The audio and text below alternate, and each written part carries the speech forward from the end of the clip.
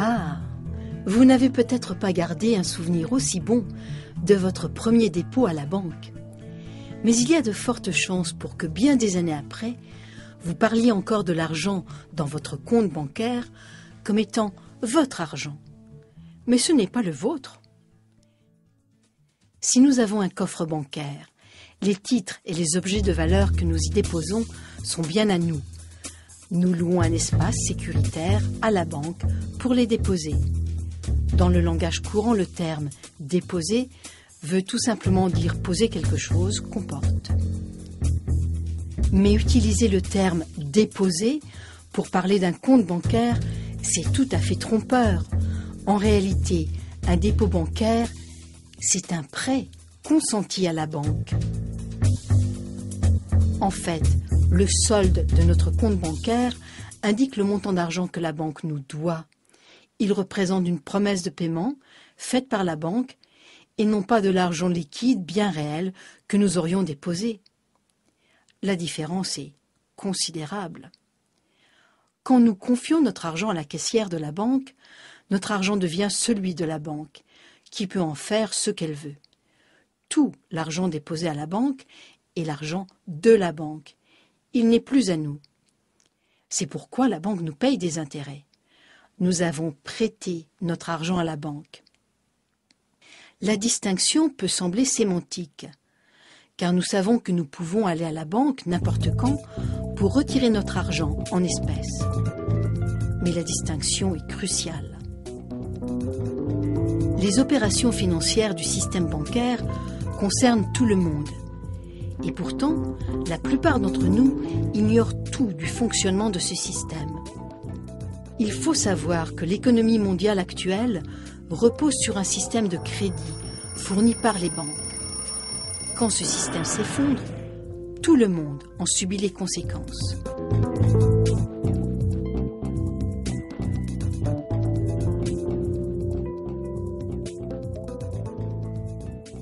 Le pire, c'est que les explications des spécialistes sur l'effondrement du système ne nous révèlent jamais les causes profondes du mal.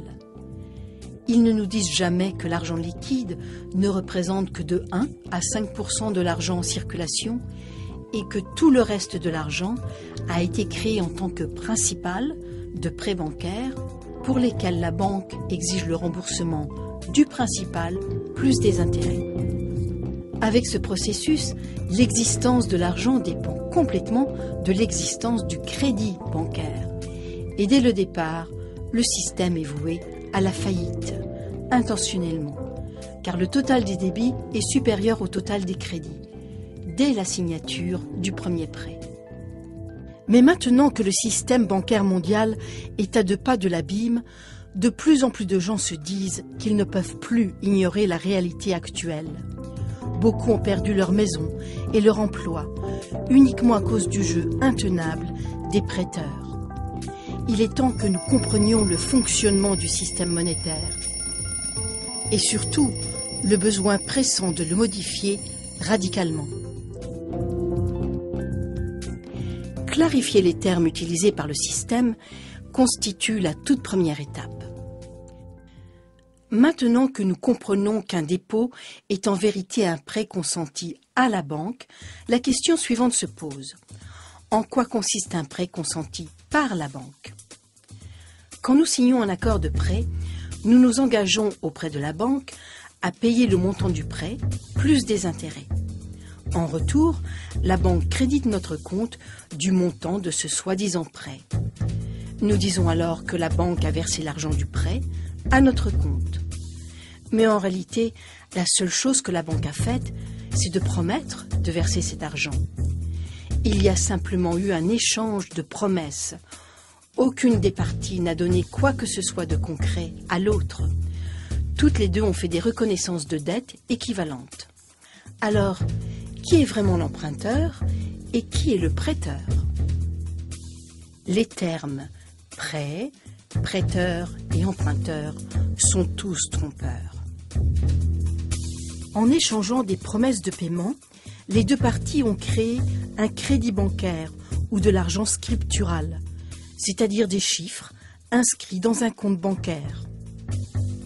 Nous pouvons dépenser ces crédits bancaires car chaque fois que nous faisons un dépôt à notre compte augmente. Nous présumons donc tout naturellement que de l'argent a vraiment été déposé.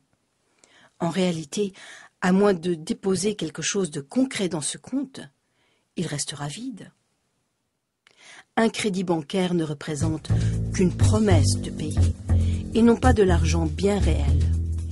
Une promesse indique toujours l'absence de l'élément promis. Sinon, il n'y aurait pas besoin de promesse.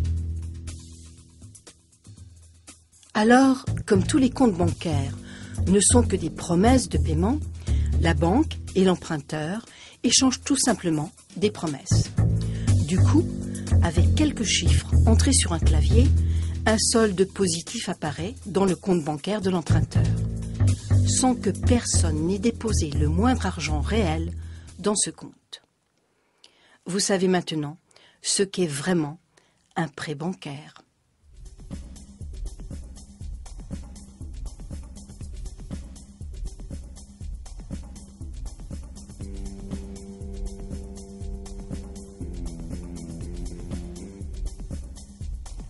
Quelle différence y a-t-il entre ce processus de création de l'argent et celui utilisé par des faux monnayeurs qui créent de l'argent avec une planche à billets? Nous savons tous que les faux monnayeurs commettent une fraude. En imprimant de faux billets de 100 $, ils créent de l'argent nouveau, à partir de rien. Dans la vie, l'argent nous donne le pouvoir d'acheter des biens et des services bien réels. Ici, il est clair que les faux monnayeurs ont créé un pouvoir d'achat pour de vrais biens et de vrais services sans rien avoir donné en échange, sauf des morceaux de papier sans valeur. Les faux monnayeurs obtiennent donc quelque chose pour rien, aux dépens des malheureux qui se laissent berner par leurs faux billets. Si les faux billets passent inaperçus, ils déprécient la masse monétaire globale, et tout le monde y perd. La contrefaçon des billets est un crime majeur. C'est le non-respect d'une entente sociale fondamentale disant « tu ne voleras pas ». Mais quand la banque accorde un prêt, elle crée aussi un nouveau pouvoir d'achat. La différence, c'est qu'au lieu d'être une forme de vol, cette création d'argent est le fondement de tout notre système monétaire.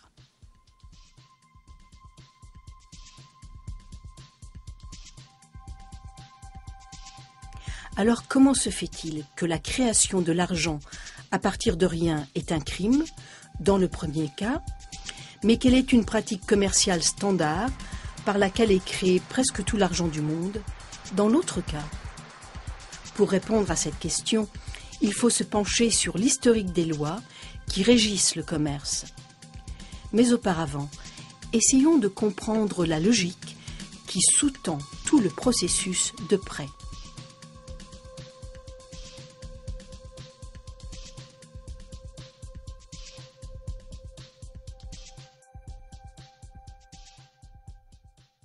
L'emprunteur veut faire un achat, mais il n'a pas d'argent pour le faire à présent. Par contre, il est certain d'avoir assez d'argent à l'avenir pour payer à la fois son achat et les intérêts sur un prêt.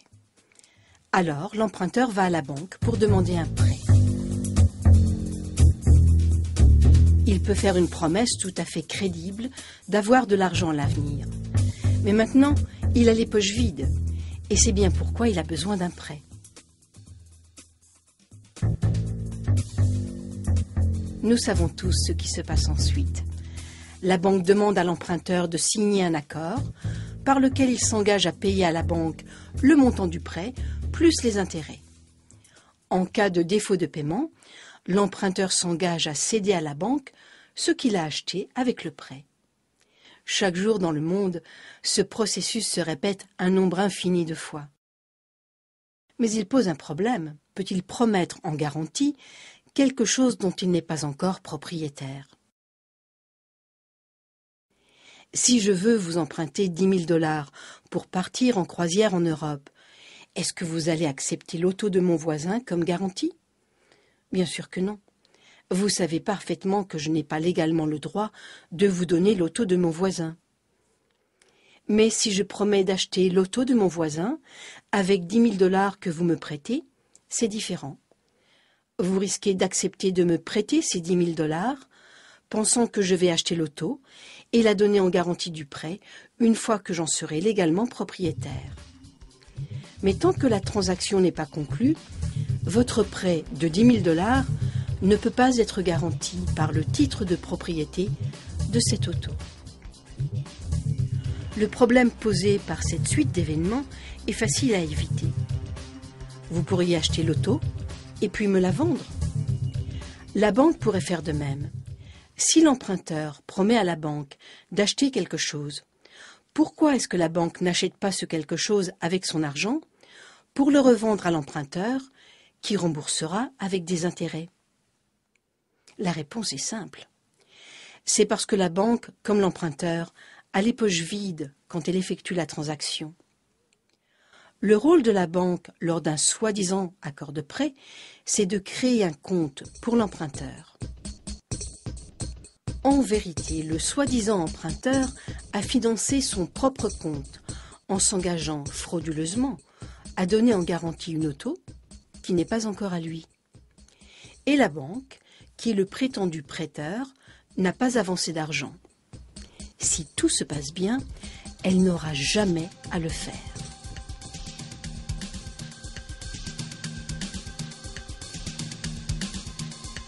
L'emprunteur croit que le nouveau solde dans son compte représente son argent à la banque.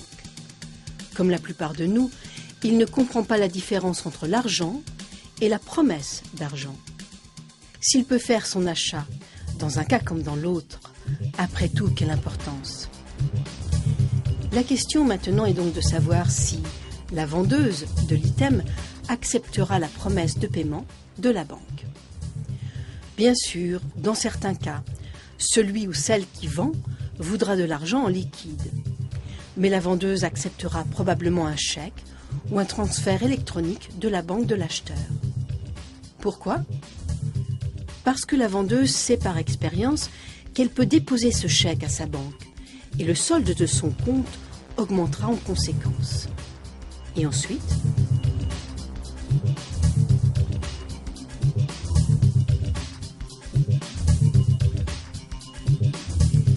la banque de l'acheteur doit maintenant le montant du prêt à la banque de la vendeuse. Alors vous pensez peut-être que cet argent va bel et bien être transféré. Mais la promesse de paiement faite à l'emprunteur par sa banque a simplement été transformée par cette transaction. C'est devenu une promesse de paiement faite par cette banque à la banque de la vendeuse. Mais la banque de l'acheteur doit transférer une partie de l'argent à la banque de la vendeuse, non? Oui, probablement, mais une toute petite partie. Et à long terme, aussi longtemps que la banque obtient suffisamment de dépôts, le montant net de l'argent existant dont la banque aura besoin pour couvrir ses prêts peut théoriquement être de zéro. Comment? Imaginons tout d'abord que la vendeuse a son compte bancaire dans la même banque que l'acheteur. Elle dépose le chèque de l'acheteur dans son compte à elle. La banque a une seule chose à faire, déduire du compte de l'acheteur le montant crédité au compte de la vendeuse. Comme dans les deux cas, ce ne sont que des promesses, aucun argent existant ne transite vraiment. Quel est le résultat final de cette opération? La banque a créé un crédit bancaire d'un montant de 10 000 $ pour l'emprunteur. L'emprunteur a acheté une auto, qui est quelque chose de bien réel, et la vendeuse a maintenant un crédit bancaire de 10 000 $. 10 000 $ ont été créés pour l'achat d'un bien très concret, sans que la banque ou quiconque n'y mette le moindre argent. En plus, la banque va se faire rembourser tout cet argent par l'emprunteur avec des intérêts. Et s'il ne paie pas, la banque récupérera l'auto. Des tours de magie comme celui-là, on n'en voit d'habitude qu'au spectacle.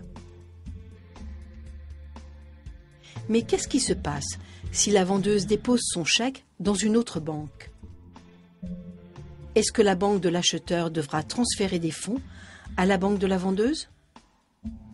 Peut-être, mais sans doute infiniment moins que le total du prêt, car le système bancaire fonctionne comme une seule banque.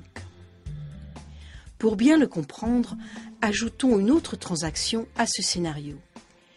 Imaginons que le même jour, la banque de la vendeuse a consenti un prêt similaire à une vieille dame qui a acheté un méga système de cinéma à domicile.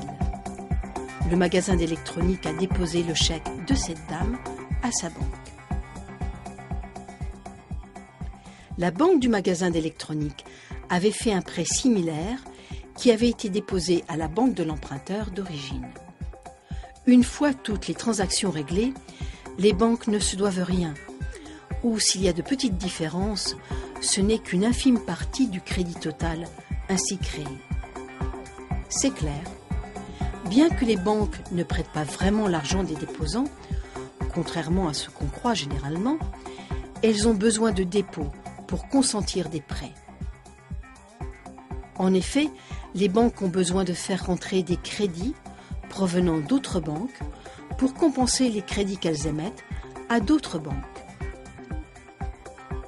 Aussi longtemps qu'une banque parvient à équilibrer les rentrées et les sorties de crédit, elle peut consentir de nouveaux prêts et donc continuer à créer de l'argent.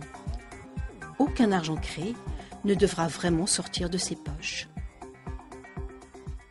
La banque est libre d'investir ses propres fonds en obligations de société et en obligations d'État ou dans tout autre instrument financier autorisé par sa charte. Toutes ces transactions peuvent être résumées en un diagramme.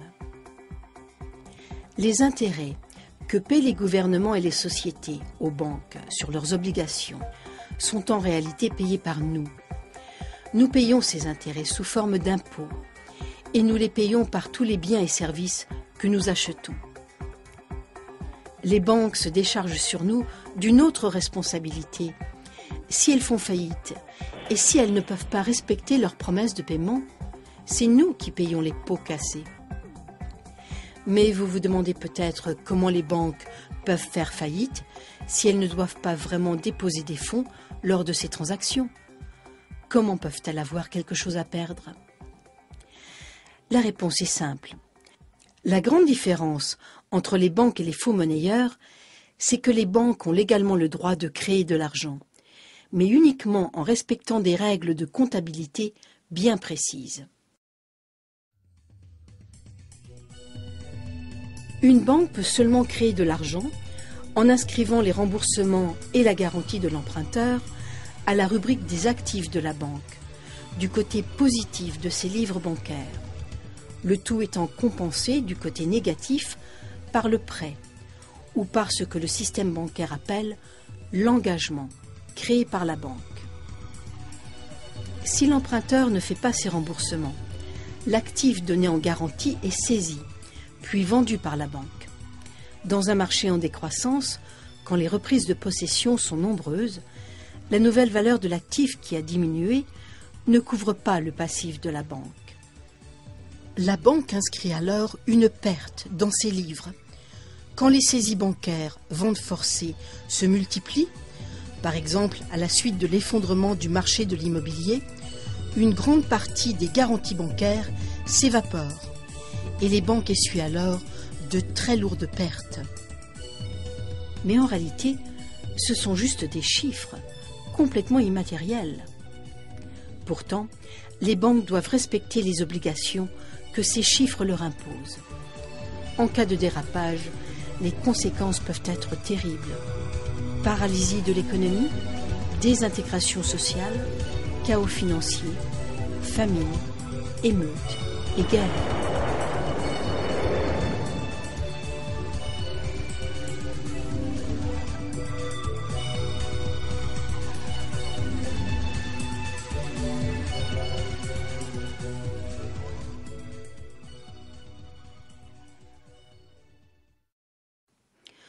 Bon, comme nous étudions l'anatomie d'un prêt, nous allons présumer que le système continuera de fonctionner et que ces 3 emprunts seront remboursés. Le résultat final c'est que pas un seul dollar d'argent existant n'aura changé de main. Mais 30 000 dollars de nouveaux crédits bancaires auront été créés et dépensés dans la masse monétaire. Et chacune des 3 banques aura récupéré des intérêts sur 10 000 dollars.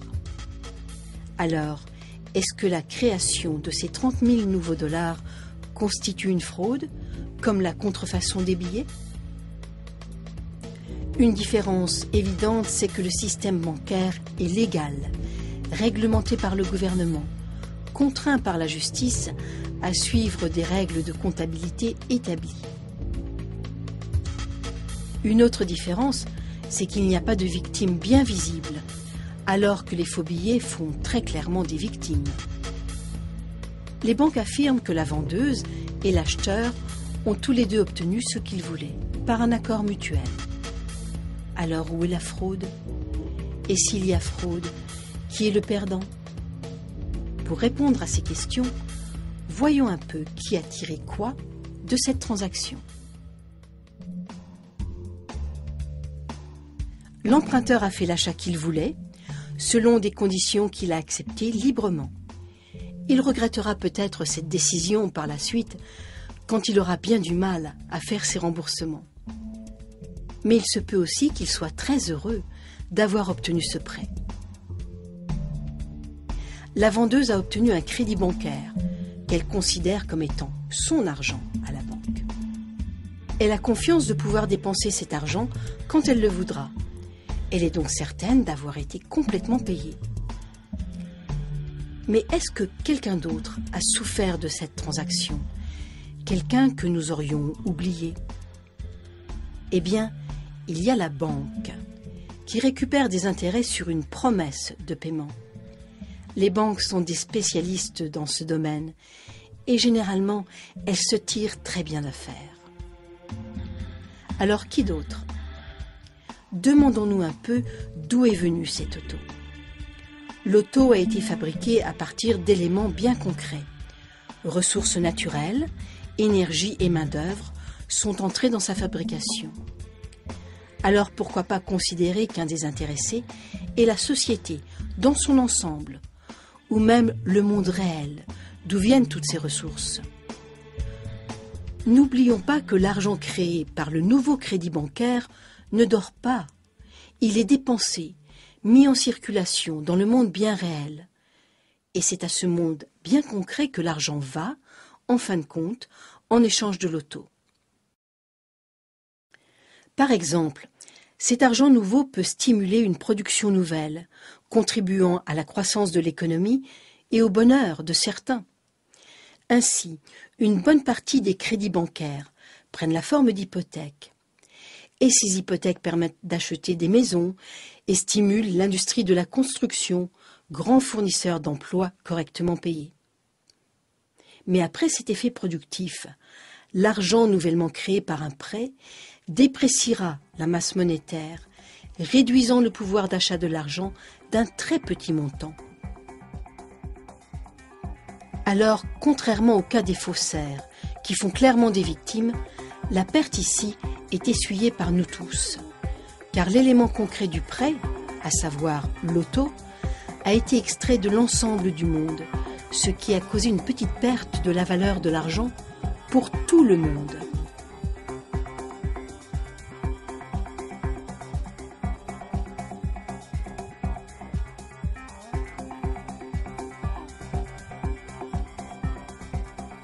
Poursuivons notre comparaison entre le crédit bancaire et la contrefaçon des billets. Les faux billets sont éventuellement détectés et retirés de la circulation, entraînant une perte directe pour toute personne qui les a acceptés.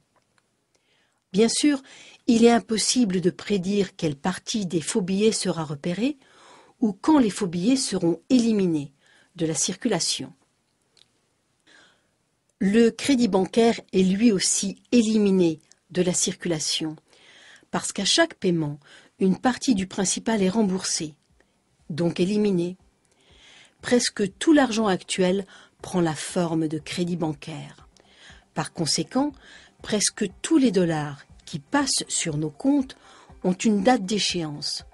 Un jour, Ils serviront au remboursement du principal sur un prêt bancaire et ils cesseront d'exister.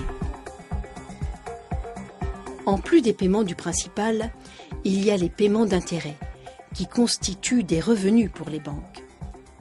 La plus grande partie de ces revenus sont recyclés dans l'économie sous forme d'intérêts payés aux déposants et de diverses dépenses des banques. C'est pourquoi il n'y a pas de perte évidente quand un crédit bancaire est éliminé de la circulation, alors que la perte résultant de l'action des faux monnayeurs est bien visible. Mais regardons de plus près. Une connaissance élémentaire de l'arithmétique suffit pour comprendre le pouvoir que confère le contrôle de la masse monétaire et pour saisir comment, avec le système actuel, la dette totale doit sans cesse augmenter. Faute de quoi, le système s'effondre. Chaque fois que le rythme de création de l'argent-dette perd du terrain sur le rythme de destruction de l'argent-dette, le total de l'argent en circulation diminue. C'est ce qu'on appelle la déflation, car la masse monétaire diminue comme un ballon qui se dégonfle. Il y a donc moins d'argent par rapport aux biens et aux services disponibles. Et comme il y a moins d'argent, le prix des biens et des services baisse. À première vue, on pourrait croire que ce serait une bonne chose. Et ça pourrait l'être, si l'argent n'était pas créé sous forme de dette, avec des intérêts. Pour toute personne qui n'est pas endettée, la déflation aurait pour résultat un dividende général, payé sur les biens et services de son choix. Ce serait un peu comme si cet argent venait d'actions que les gens auraient dans une compagnie prospère dont ils seraient les propriétaires et qui serait leur nation. Les gens n'auraient pas besoin de demander une hausse des salaires. Si la nation était plus productive et méritait une augmentation, tout le monde en profiterait automatiquement, car tout le monde pourrait acheter davantage avec son argent. Mais ce n'est pas du tout l'effet que produit la déflation dans un système où l'argent est créé sous forme de dette avec intérêt. Plus de 95% de tout l'argent actuellement en circulation prend la forme de dette envers les banques, c'est-à-dire de promesses de remboursement avec intérêt. Comme nous l'avons vu, le principal est créé lors de l'accord de prêt, mais pas l'intérêt. Comme un certain temps s'écoule entre la création du prêt et son remboursement, et que la plus grande partie des revenus d'intérêt est recyclée sous forme de dépenses de fonctionnement des banques, la plupart d'entre nous parviennent à faire leur remboursement aussi longtemps que la masse monétaire grossit. Mais si la masse monétaire ou la dette totale diminue, l'argent devient de plus en plus difficile à gagner parce qu'il se fait plus rare. Il devient alors de plus en plus difficile de faire des remboursements fixes. Pour les gens lourdement endettés, la rareté de l'argent peut s'avérer catastrophique.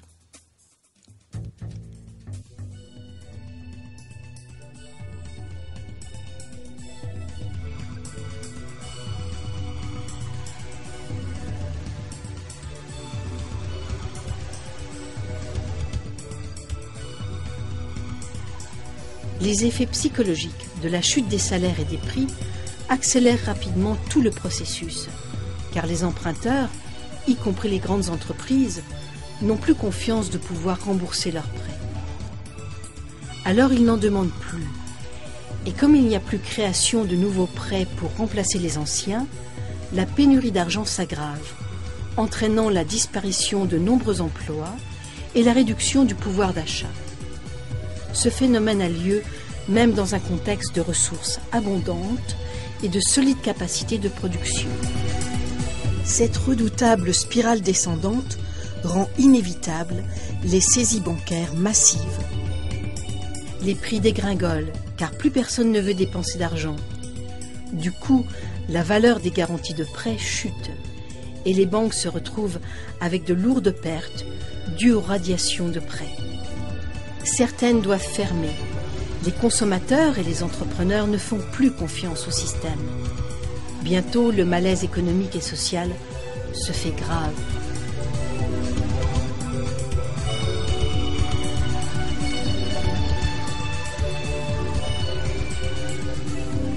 Rien ne peut arrêter cette spirale catastrophique, à moins que quelqu'un, généralement le gouvernement, ne crée de l'argent nouveau ou ne s'endette lourdement auprès des banques privées pour créer assez d'argent afin de relancer l'économie.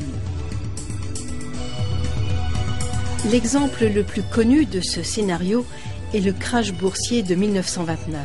La crise a eu pour effet psychologique que les gens ont fait de moins en moins d'emprunts.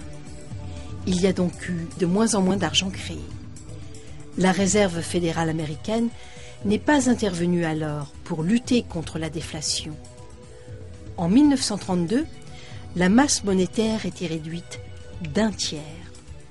Des milliers de gens ont été expulsés de leur maison, car l'argent requis pour rembourser leur hypothèque avait tout simplement cessé d'exister.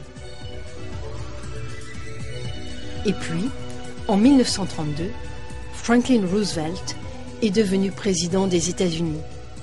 Avec sa nouvelle donne, ou New Deal, Roosevelt a relancé l'économie en rétablissant la masse monétaire. Pour remédier au manque d'argent, il a emprunté auprès des grandes banques privées. Dans les usines, le travail a repris. Mais il a fallu attendre la Deuxième Guerre mondiale pour qu'il y ait de nouveau abondance d'emplois et d'argent. C'est grâce à tout l'argent investi dans l'effort de guerre que la grande crise a pris fin.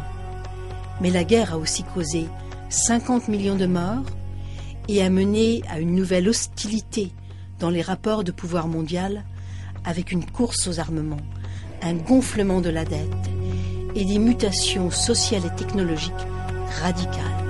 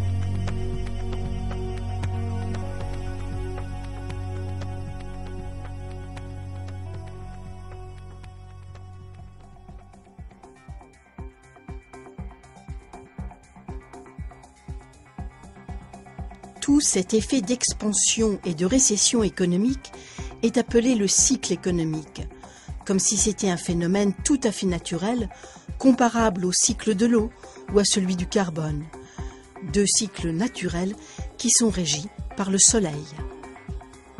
Et le cycle économique, lui, par quoi est-il régi? L'un des éléments de réponse est la masse monétaire.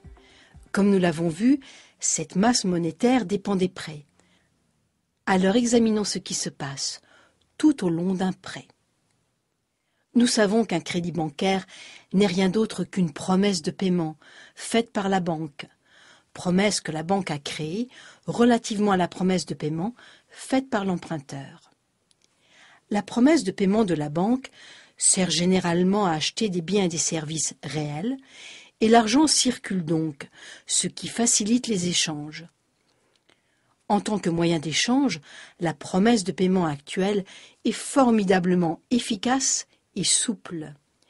Mais comme aucun argent n'est créé pour payer l'intérêt, une situation apparemment impossible en résulte.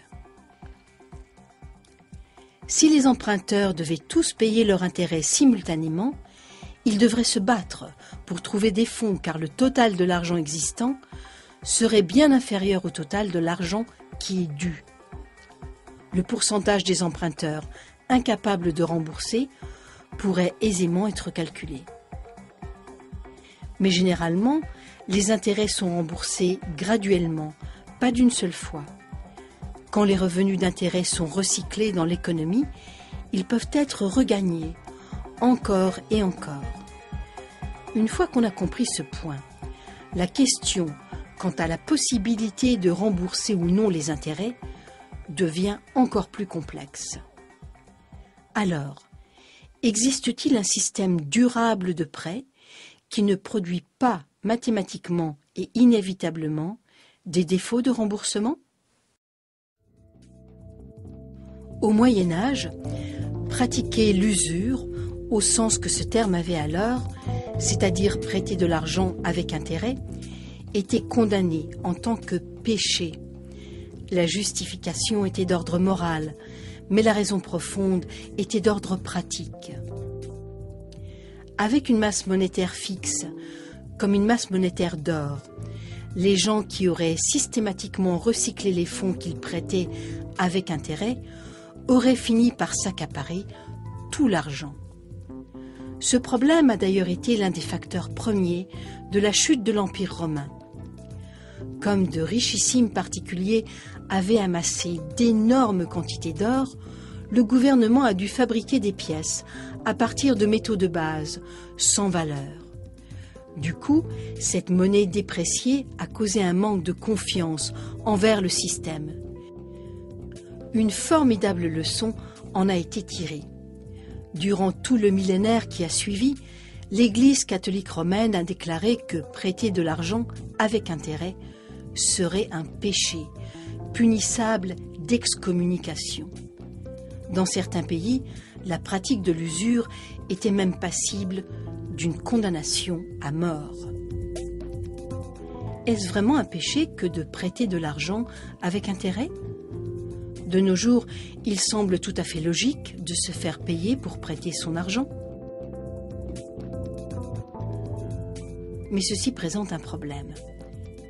Si les prêteurs ne dépensent pas tous les intérêts qu'ils récupèrent, permettant ainsi aux emprunteurs de gagner cet argent, les emprunteurs vont avoir du mal à faire leur paiement, quelle que soit leur ardeur au travail. Certains ne vont pas pouvoir rembourser leurs prêts. C'est mathématique. La situation est très facile à comprendre avec une masse monétaire fixe, par exemple avec des pièces d'or. Aussi longtemps que toutes les pièces d'or récupérées à titre d'intérêt sont dépensées, donc remises en circulation, et que les emprunteurs peuvent les gagner par leur travail, ces mêmes pièces peuvent servir à rembourser des intérêts, encore et encore et encore. Les prêteurs profitent en achetant de vrais biens et services avec ces pièces d'or. Mais ces pièces d'or doivent servir à faire des dépenses et non pas être retirées de la circulation. Même si ce système n'est pas très moral, il est durable. Mais si les pièces d'or sont prêtées de nouveau, avec intérêt, ou si elles sont retirées de la circulation parce que quelqu'un les met de côté, il y aura un manque de pièces d'or pour rembourser la dette globale. C'est fondamentalement ce qui se passe dans notre système monétaire actuel, fondé sur l'argent-dette. Comme nous l'avons vu, presque chaque dollar existant de nos jours est créé sous forme d'argent-dette, avec un échéancier de remboursement du principal jusqu'à ce que la dette soit détruite. Donc, pour que tous les emprunteurs puissent rembourser le principal plus les intérêts, il faut deux choses. Premièrement, chaque dollar créé en tant que principal doit être dépensé pour pouvoir être regagné par l'emprunteur afin que celui-ci puisse rembourser le principal qui permettra de détruire chacun des dollars dettes. Et deuxièmement, chaque dollar payé par l'emprunteur à la banque sous forme d'intérêt doit lui aussi être dépensé, encore et encore, pour être regagné par l'emprunteur afin de servir au remboursement des intérêts, encore et encore et encore. L'une des théories favorites des prêteurs est la suivante. Étant donné que les banques dépensent leurs revenus d'intérêt sous forme de frais de fonctionnement et d'intérêts payés aux déposants et de dividendes versés aux actionnaires, il y a suffisamment d'argent en circulation pour faire tous les paiements. Mais cette idée, comme celle d'une pénurie absolue d'argent, est une simplification à outrance. Imaginons maintenant ce qui se passe si quelqu'un d'autre que la banque, par exemple vous, ou moi, ou un prêteur non bancaire, obtient ce dollar et le prête avec intérêt. Ce dollar doit maintenant être remboursé à 2 prêteurs différents, avec 2 intérêts différents et simultanés.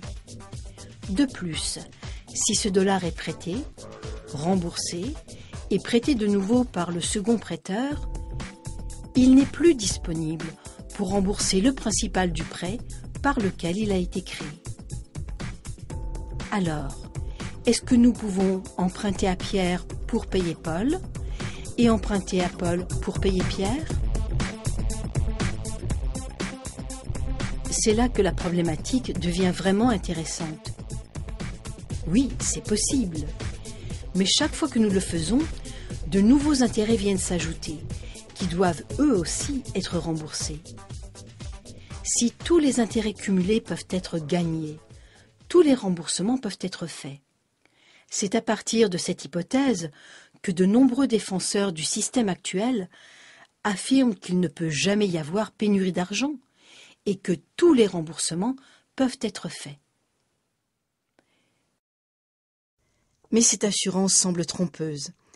Par exemple, si le second prêteur accapare une partie de l'argent requis pour détruire le prêt qui a servi à créer l'argent au tout début, le prêt d'origine ne peut pas être complètement remboursé. La différence devra être empruntée, encore et encore, chaque fois avec des intérêts. Chaque différence sera cumulative et s'ajoutera à une dette totale sans cesse grandissante, qui ne pourra jamais être complètement remboursée.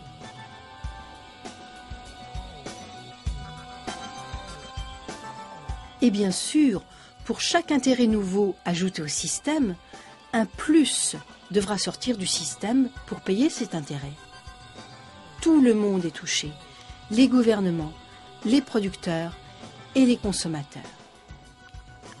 Pour ce plus, les producteurs doivent augmenter leurs prix ou faire davantage de ventes.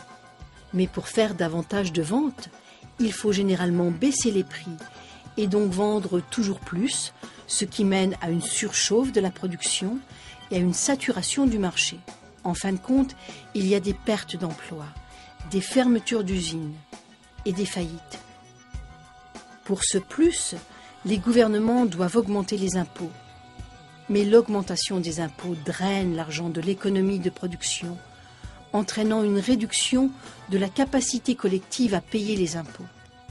Le gouvernement doit alors emprunter davantage avec des intérêts accrus. Et pour ce plus, les consommateurs doivent par exemple trouver un second emploi ou emprunter davantage pour rembourser leurs anciennes dettes ou encore prolonger l'échéancier de leur remboursement. Mais une concurrence accrue pour les emplois entraîne une diminution des salaires et un remboursement sur une période plus longue fait augmenter considérablement les intérêts à rembourser.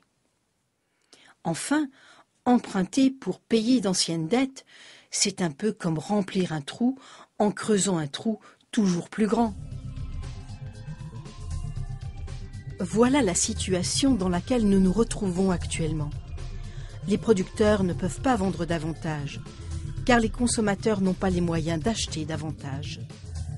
Les gouvernements diminuent les impôts en espérant stimuler la demande des consommateurs. et le revenu réel des consommateurs est en stagnation ou en baisse en raison de la concurrence pour les emplois. En résumé, toute augmentation du montant total des intérêts dans le système monétaire entraîne une vraie pénurie d'argent. Tout ceci s'explique du fait que la véritable économie de production est limitée par la disponibilité restreinte des richesses naturelles. L'économie de production répond à des besoins bien réels. Actuellement, elle ne parvient pas à suivre le rythme de l'économie artificielle fondée sur les transactions financières, qui a un appétit effréné pour le gain, sans aucun égard pour les limites naturelles du monde réel.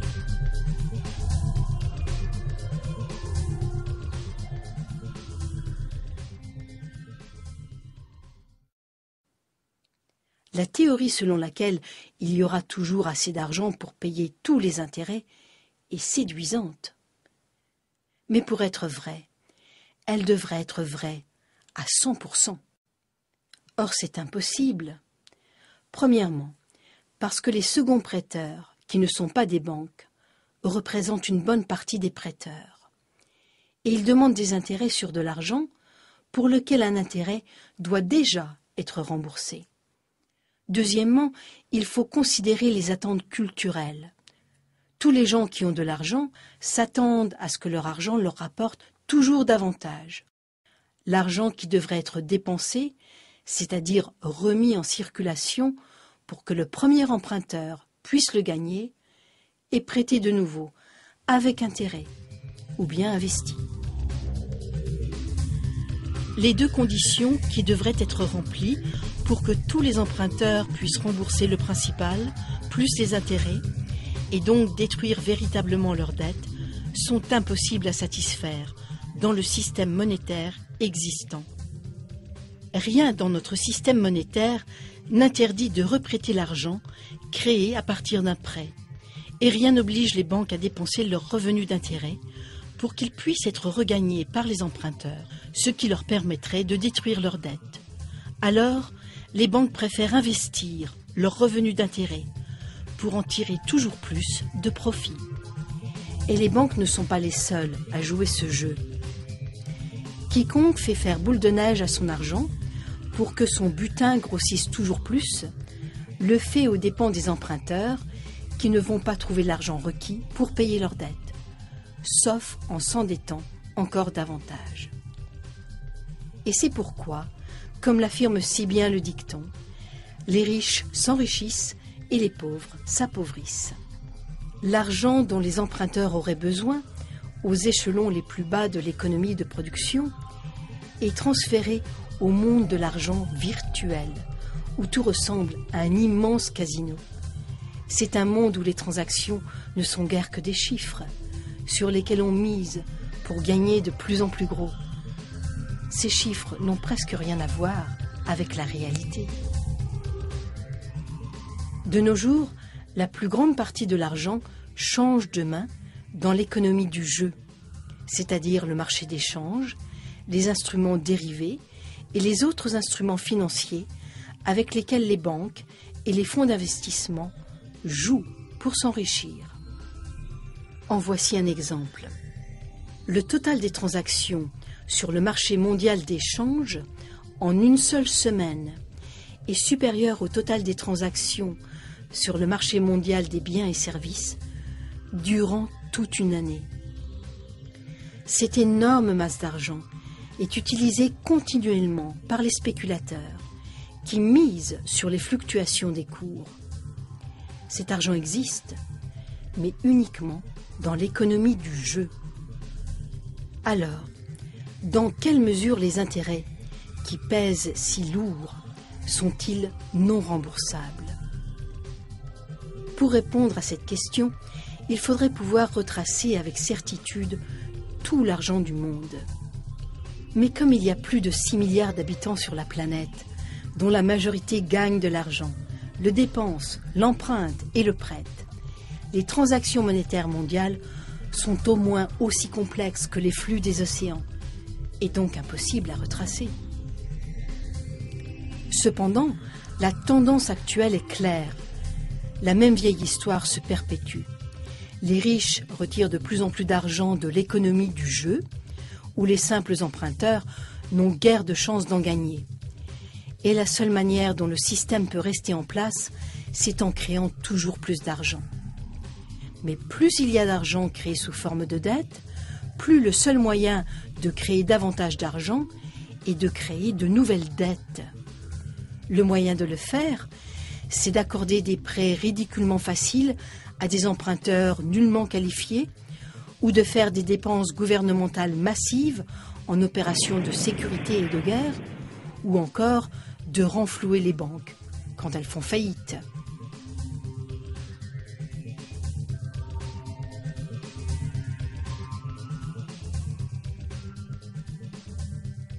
Voyons maintenant comment le cycle d'un prêt joue sur le phénomène des expansions et des récessions économiques, c'est-à-dire sur le cycle économique. Voici les principales étapes du cycle économique. Tout d'abord, la dépense faite grâce au prêt stimule l'économie. Ensuite, une inflation se produit parce que l'argent créé déprécie la masse monétaire. Et enfin, la déflation suit au fur et à mesure que les remboursements détruisent graduellement le principal. Aussi longtemps que tous les cycles de prêts individuels ne se chevauchent pas, ces cycles peuvent produire un effet de plat. Ils peuvent créer une masse monétaire relativement stable et donc des prix relativement stables eux aussi. Mais il faut alors une croissance continue de la masse monétaire, au moins en partie, parce que l'argent requis pour payer les intérêts n'a jamais vraiment été créé. C'est le modèle sur lequel repose notre économie actuelle. L'art de gérer l'économie, étroitement défini comme l'art de parvenir à la stabilité des prix, consiste à éviter les spirales déflationnistes et à maintenir l'inflation à un niveau tel que le système ne craque pas. Si on examine le pouvoir d'achat du dollar américain en biens réels, au cours du siècle dernier, on voit immédiatement ce qu'est la soi-disant stabilité des prix. Le dollar a clairement perdu presque toute sa valeur, soit 96%, et il continue de perdre le reste très très vite. Alors il n'y a pas eu de stabilité des prix. Nul besoin d'avoir fait des études supérieures en psychologie pour comprendre comment le comportement humain influe sur ce cycle de prêts individuels menant au cycle économique collectif. Si un entrepreneur voit des possibilités d'investir et réussit bien en empruntant, d'autres feront confiance au système et voudront suivre son exemple. Et tout effet psychologique mis à part, si une entreprise prend de l'expansion en empruntant de l'argent, ses fournisseurs et ses distributeurs devront fort probablement emprunter eux aussi, sans quoi ils risqueront de perdre cette entreprise comme client. Le même effet de troupeau se produit quand le scénario est sombre, c'est-à-dire en période de contraction du crédit. C'est alors que les cycles de prêts individuels ont une tendance à s'aligner, plutôt qu'à être répartis au hasard. Et quand les cycles de prêts individuels s'alignent, le cycle à grande échelle, c'est-à-dire le cycle économique, émerge en raison de leurs effets cumulatifs. Alors résumons. À la suite de l'échange de promesses faites entre la banque et l'emprunteur, la société subit une inflation chronique et dépend des banques pour un apport grandissant d'argent afin de payer des intérêts qui deviennent impossibles à rembourser. Le résultat est un cercle vicieux d'accélération de la dette et de dépréciation de l'argent, menant à l'effondrement déflationniste de l'économie, suivi du chaos social ou de la guerre. Cette situation catastrophique s'étend à toute la société, causant partout des dommages. Au fond, nous sommes intoxiqués, mais pas à l'héroïne, au crédit. Pourtant, un jour viendra où notre capacité collective à emprunter et à rembourser tout ce crédit s'épuisera. C'est pourquoi le besoin existe de provoquer une expansion constante du crédit dans de nouveaux marchés c'est-à-dire d'amener les gens partout ailleurs dans le monde à s'endetter toujours davantage. Aux États-Unis, en raison de cette expansion constante, le montant total de la dette pour 2008 a dépassé les 53 trillions de dollars, soit 5 fois le total des revenus annuels du pays tout entier. L'ensemble de la population est-elle satisfaite du système? Probablement pas, mais l'ensemble de la population n'a qu'une idée très vague des raisons du problème, c'est-à-dire du système hermétique de contrefaçon de l'argent et du pouvoir caché qu'exerce le système financier. Et les banques, comment s'en tirent-elles? Eh bien, en ayant seulement une toute petite fraction de l'argent qu'elles prêtent, les banques obtiennent des revenus d'intérêt massifs sur les prêts aux consommateurs et sur les hypothèques. De plus, en se servant de leur pouvoir de crédit pour acquérir de vastes portefeuilles d'actions de l'État et de sociétés, les banques s'approprient le contrôle du gouvernement et de l'industrie. Et enfin, en raison des inévitables défauts de paiement et saisies bancaires, les banques récupèrent des titres de propriété partout dans le monde. Enfin, quand tout va vraiment mal, c'est-à-dire quand les emprunteurs sont massivement incapables de rembourser leurs prêts et que les banques essuient d'énormes pertes, le gouvernement doit renflouer les banques avec des milliards de dollars pour sauver le système financier. Et qui finance tous ces renflouements? Vous l'avez deviné, les contribuables. C'est un exploit étonnant de la part des banques, d'autant plus que la majorité de leurs victimes n'en ont aucune connaissance. Si vous vous dites « il devrait y avoir une loi », eh bien, il y en a une. En fait, il y a tout un ensemble de lois qui rendent ces opérations parfaitement légales. Mais comment se fait-il qu'un système pareil soit devenu légal? Pour répondre à la question, il faut remonter au milieu du XVIIe siècle en Angleterre.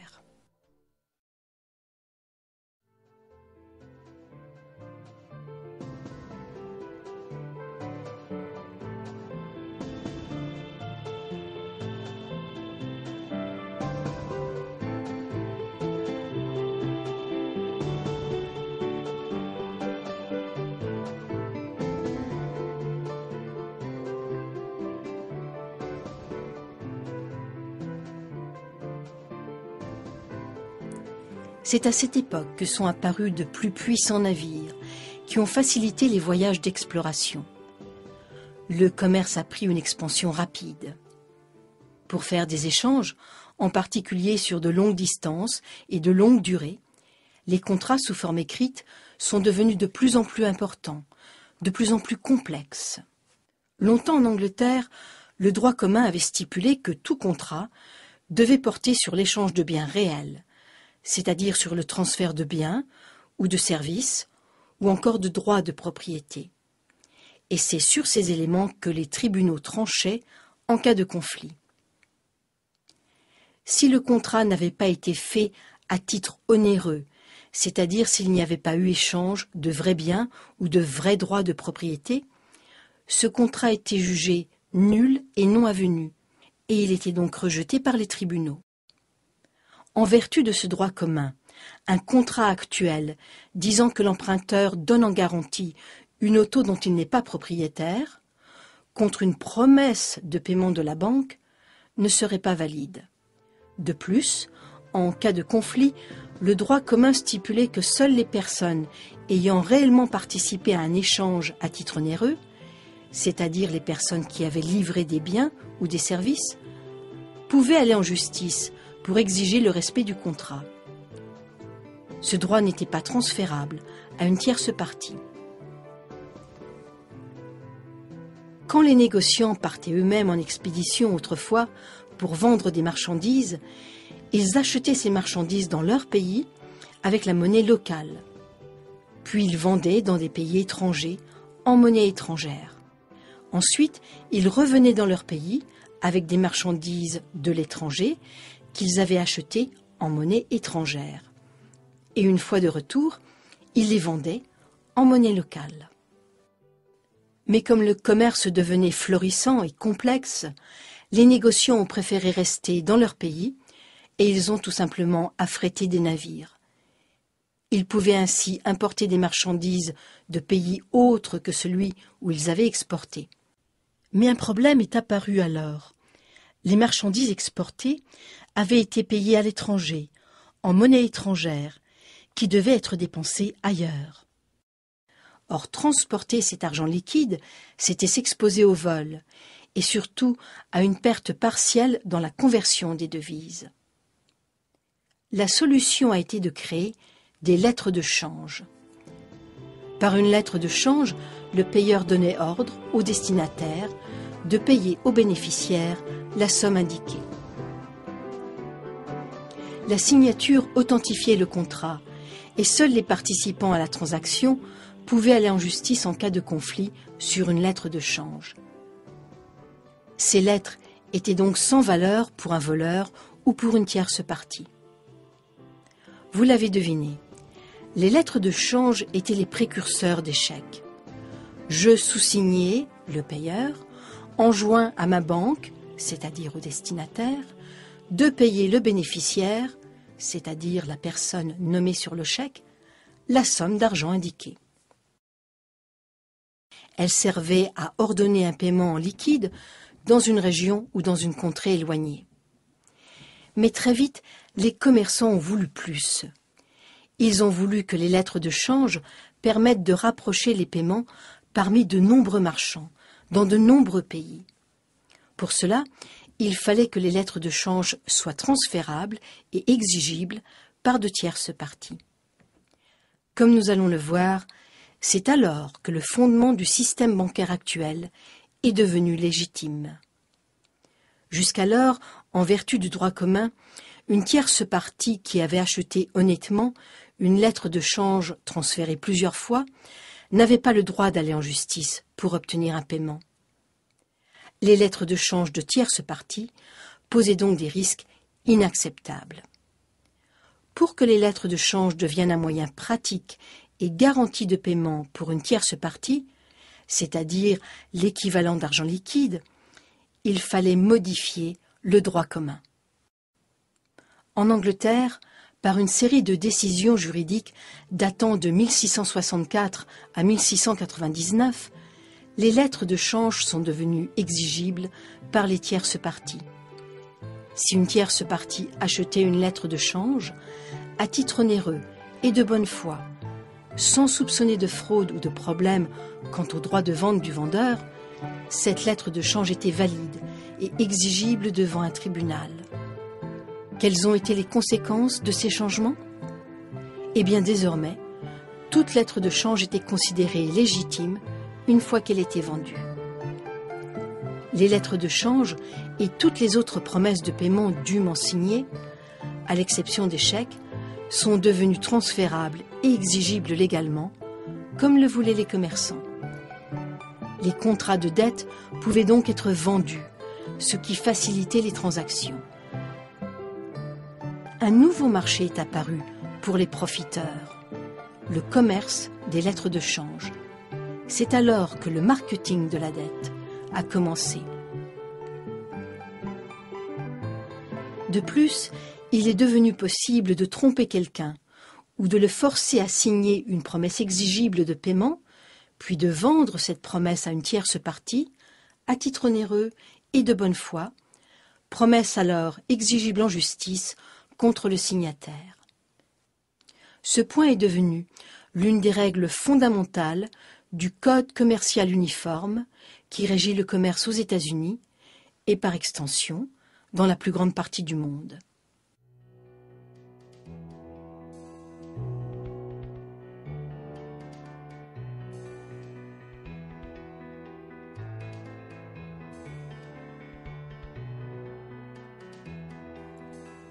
Pensez-y un peu. Si vous achetez un ordinateur portable qui a été volé, vous pouvez être reconnu coupable de recel de vol, ce qui est une infraction criminelle. Peu importe si vous avez payé cet ordinateur sans savoir qu'il avait été volé. le tribunal le rendra à son propriétaire légitime. Et vous, innocent ou pas, vous perdrez votre argent et vous pourrez être accusé d'un crime. Mais si vous achetez un accord de prêt à une banque, à titre onéreux et de bonne foi, peu importe que ce contrat résulte de manœuvres frauduleuses, en vertu des lois commerciales, le signataire devra payer et un tribunal veillera à faire respecter cette obligation.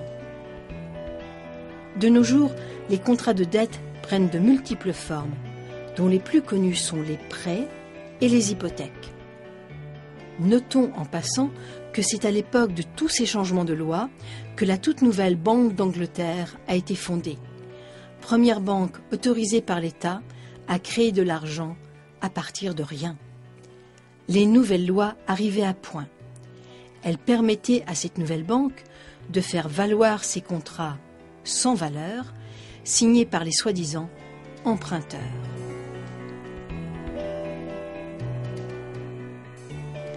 Les rares personnes qui ont découvert la vraie nature de leurs prêts bancaires et qui ont essayé de contester en justice la validité de leurs contrats de dette ont découvert que ces lois contractuelles commerciales restent le fondement inattaquable du système d'argent-dette.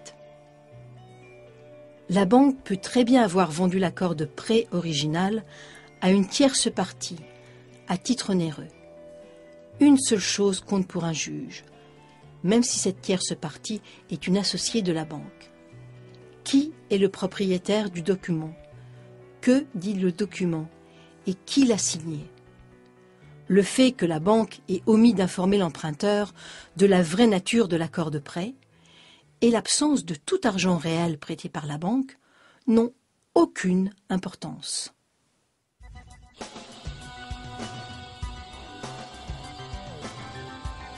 En conclusion, il semble bien que le système bancaire contemporain repose sur plusieurs infractions au droit commun et au simple bon sens. La première, c'est celle qui est commise par l'emprunteur quand il s'engage à donner en garantie un bien dont il n'est pas encore propriétaire. La banque est complice car elle accepte cette promesse frauduleuse comme garantie du crédit qu'elle va créer. La seconde, c'est l'omission par la banque de divulguer la vraie nature du contrat. La banque dit qu'il s'agit d'un prêt, faisant croire à l'emprunteur qu'elle lui prête de l'argent réellement existant.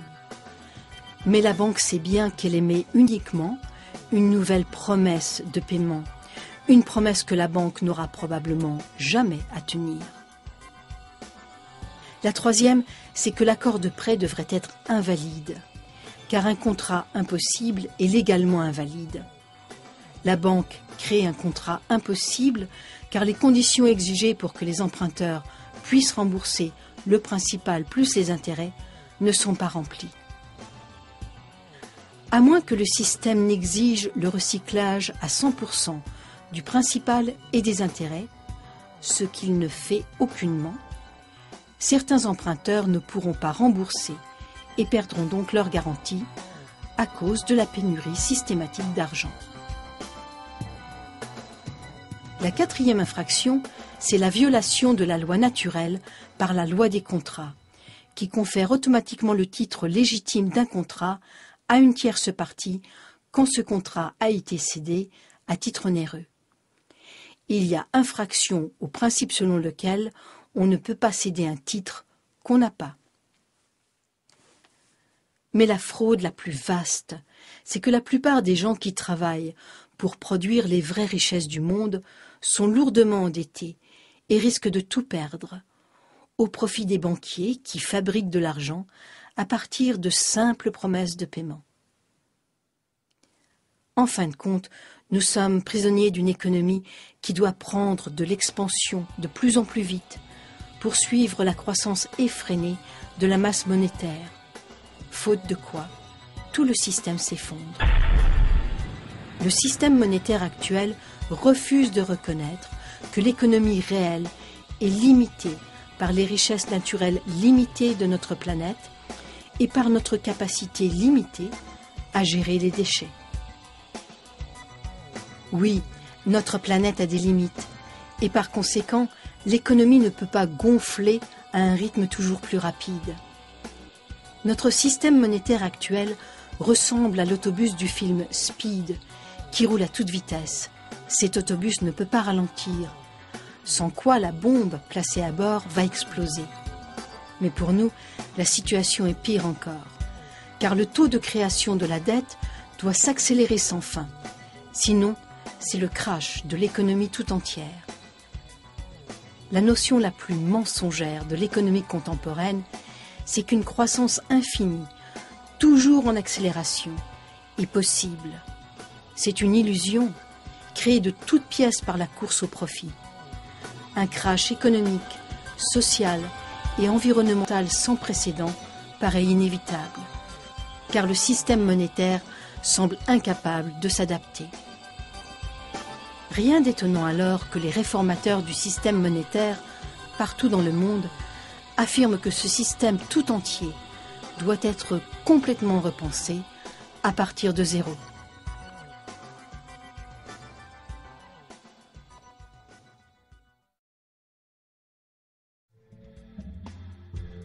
Alors, quelle est la solution? L'une des options souvent suggérées est de revenir à l'étalon or. Les partisans de cette option disent que l'or est une vraie monnaie, car c'est un métal indéniablement précieux. Pour eux, la valeur de la monnaie devrait reposer sur la rareté de son standard de référence. En règle générale, les défenseurs de cette position croient aussi que l'argent devrait être indépendant de tout gouvernement. Une autre école, diamétralement opposée, croit que la création de l'argent devrait être la prérogative exclusive du gouvernement, qui représente tous les citoyens, et qui devrait créer et dépenser l'argent dans l'intérêt public. Ayant repris le pouvoir de créer de l'argent, rien qu'à partir de ses dépenses, le gouvernement n'aurait plus jamais besoin de s'endetter ou de payer des intérêts. Bien sûr, si le gouvernement dépensait sans compter, la monnaie perdrait toute sa valeur. Pour empêcher l'inflation, l'argent créé devrait être détruit, lui aussi. Ceci pourrait se faire au moyen de multiples formes d'impôts, de redevances et de frais modérateurs. Les dépenses engagées par le gouvernement et les impôts recueillis par lui seraient alors interreliés et égaux, parfaitement équilibrés. L'objectif des impôts serait de stabiliser les prix, étant donné que le gouvernement n'aurait plus besoin de revenus d'impôts pour fonctionner. Au fil des siècles, le système monétaire, fondé sur l'or, et divers systèmes de crédit monétaire gouvernemental ont été utilisés. Mais le système fondé sur l'or a toujours dominé, jusqu'au XXe siècle. Chacun des autres systèmes fonctionnait bien, dans son pays respectif, car l'argent était accepté pour le paiement des impôts. Mais jusqu'à l'invention des moyens modernes d'échange, le commerce international devait se faire en fonction de l'or. Ajoutons à cela que depuis des millénaires, l'or nous fascine. Longtemps, nous avons été habitués à croire que la valeur de la monnaie devait reposer sur la valeur d'une vraie richesse, monnayable, par exemple des pièces d'or. Mais ce n'est pas le seul concept qu'on devrait se faire de l'argent. En tout cas, plus à notre époque, de l'argent dette. Fondamentalement, l'argent est tout simplement une idée, inventée par les humains pour passer d'une économie de subsistance à une économie complexe. C'est l'apparition de l'argent qui a rendu possible la spécialisation du travail et l'échange indirect des biens et des services. L'évolution de la monnaie a été longue, commençant par le simple troc et l'échange de marchandises, puis passant à l'échange de pièces, de promesses de métals précieux, de promesses de billets, et maintenant de promesses numériques de payer des promesses numériques. Mais tout au long de cette évolution, l'objectif a été de donner plus de souplesse au système, grâce à des promesses pratiques et sûres de paiement. Le problème avec les promesses de paiement, c'est qu'elles offrent d'immenses possibilités de tricher, de créer beaucoup plus de promesses qu'il n'y a de biens réels pour les garantir. Alors, est-ce qu'il existe un moyen de rendre l'échange d'argent réel aussi pratique et sûr que l'échange de promesses de paiement? Oui, c'est maintenant possible, avec la monnaie numérique, pratique et sûre, rendue possible par les nouvelles technologies de cryptage. Voilà comment marche le système. Imaginez que vous prenez le numéro de série d'un billet et que vous faites disparaître le support papier du billet. Qu'est-ce qui vous reste?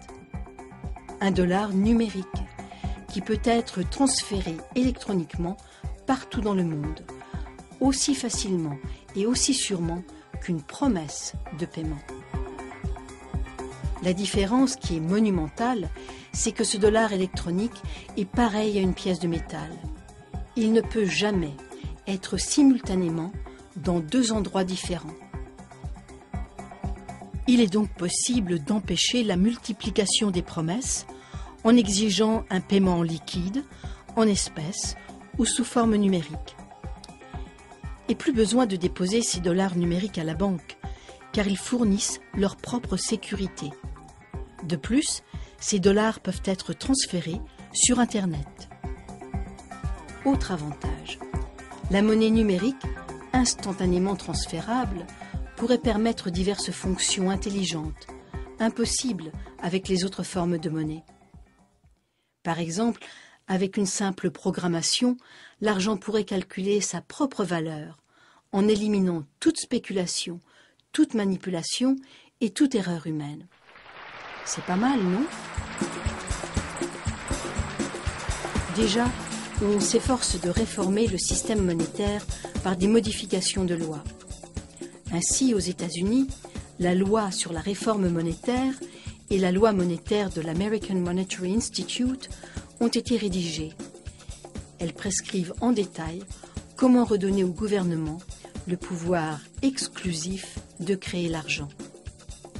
Les banques auraient alors simplement le droit de prêter l'argent existant, comme la majorité des gens croient qu'elles le font actuellement. Toutes les propositions de réforme partent du même principe fondamental, quel que soit leur pays et quel que soit leur détail. C'est le public qui devrait bénéficier de la création de l'argent. Actuellement, l'argent n'est pas créé au bénéfice de la société, mais à celui des banques privées. Les banques créent d'immenses quantités d'argent à partir de nos dettes. Plus nous empruntons, plus les banques récupèrent d'intérêts et plus elles s'enrichissent. Ce faisant, les banques prennent le contrôle de tout, des consommateurs, de l'industrie et des gouvernements.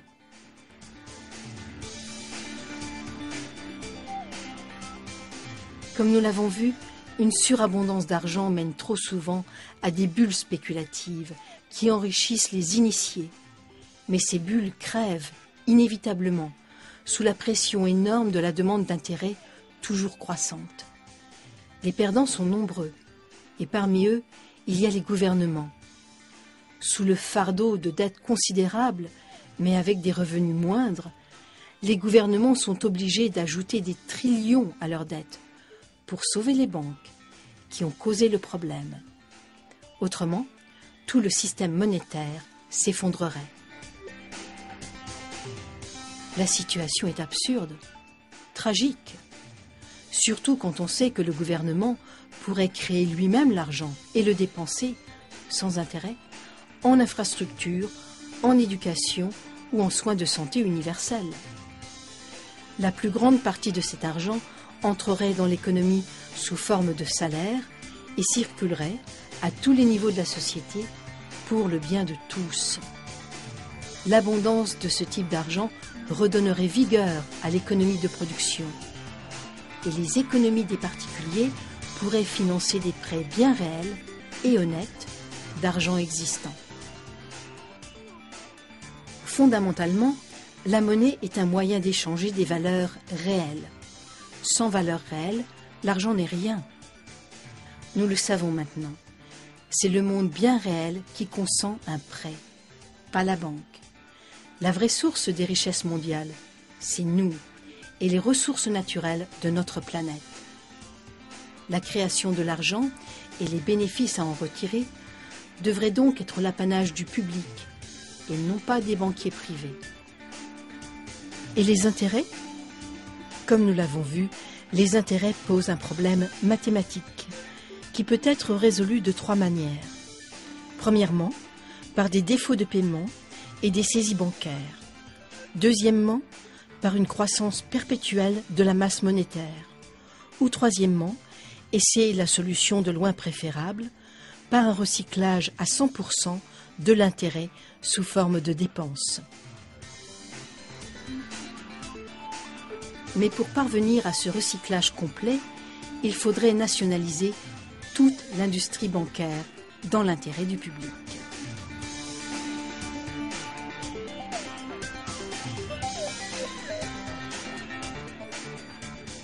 Les revenus d'intérêt provenant du système bancaire public pourraient alors être versés à tout le monde, sous forme de dividendes aux citoyens, ou bien ils pourraient servir à financer les dépenses gouvernementales à la place des impôts, comme cela s'est passé avec succès en Pennsylvanie au temps des colonies.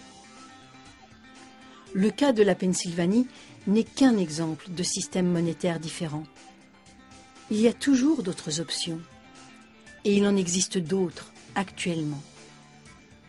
Ce que l'évolution de la monnaie nous montre, c'est que la valeur réelle de la monnaie découle de son utilité. Or, il y a bien des moyens de créer une monnaie utile. Par exemple, la monnaie peut tout simplement prendre la forme d'une promesse de paiement faite par un particulier, un engagement à livrer ses produits ou ses services contre des devises de la communauté, comme dans les systèmes Let's ou les dollars Time.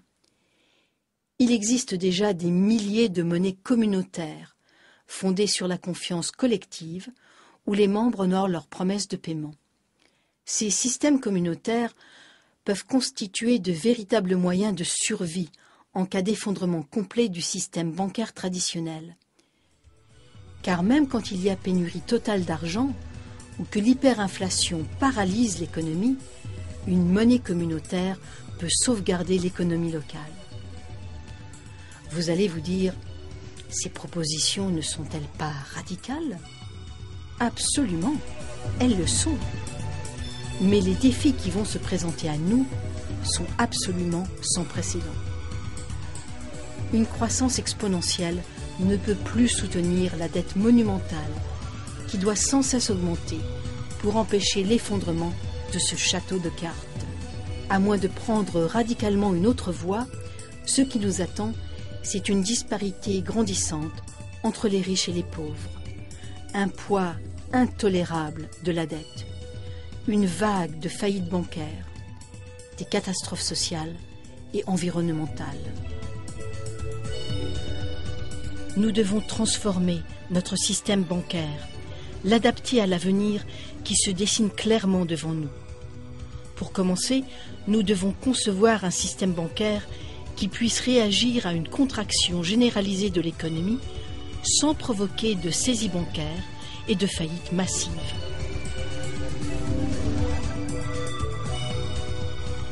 Alors, que pouvez-vous faire? Actuellement, partout dans le monde, des gens et des organismes comprennent les problèmes et les injustices causées par notre système monétaire. Vous pouvez vous joindre à leurs efforts pour apporter les changements fondamentaux dont notre monde a besoin. Parlez à vos amis. Une crise financière, c'est le moment de tirer des leçons. Quand le gouvernement doit renflouer les banques, qui lui prêtaient de l'argent auparavant, les contradictions, les fraudes et les failles du système deviennent claires pour tous. Les solutions deviennent claires, elles aussi. Il suffit d'ouvrir les yeux. Nous ne pouvons tout simplement pas continuer ainsi. Faire quelques ajustements au système actuel ne suffira pas. Les changements à apporter sont radicaux. Ils doivent bénéficier à tous, pas à une petite poignée de privilégiés. Pour y parvenir, nous devons rejeter les vieilles hypothèses et les croyances erronées. Nous devons oser une métamorphose complète. Le temps est venu de passer à l'action.